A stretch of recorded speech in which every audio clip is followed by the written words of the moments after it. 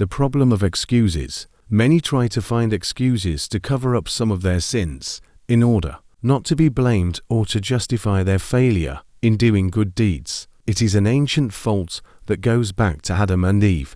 Eve's excuse was that the serpent tempted her. She did not have to obey the serpent. So it is an unacceptable excuse, exactly like Adam's excuse that the woman gave him the fruit. Again, he could have refused it. How true is the saying?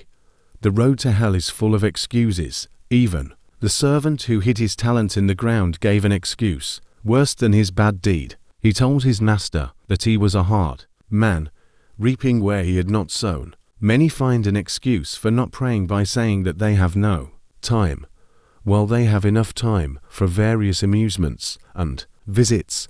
In fact, they do not have the desire to pray. Most of those who do not offer the tithes to God say that they do not have enough, while the widow who gave the 2 mites from her needs did not think of an excuse. The same with T, widow of Zarephath in Sidon, who offered her flour and oil to the prophet Elijah during the famine, while she badly needed them. David, the young boy, had many excuses to avoid fighting Goliath. He was not a soldier, and nobody expected him to volunteer. He was young, and even the old feared Goliath, who was a giant and hard to defeat, etc.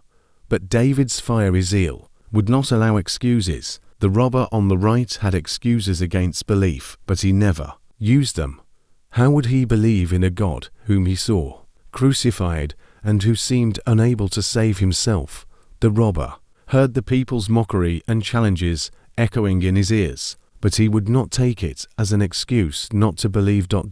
Fear was not an excuse for Daniel when he was taken to the lion's den, or an excuse for the 3 youths when taken to the furnace. The love of the only son could have been used as an excuse for Abraham when God asked him to offer his son, the child of promise, who was born after tens of years. The friends of the paralytic had many excuses if they wanted, but the obstacles did not stop them. They uncovered the roof and let down the bed on which the paralytic was lying. The one who overcomes hardships and does not use them as an excuse proves the truth of his inner intentions, but the weak-willed, or the one with a weak determination, reminds us of the saying of the Bible.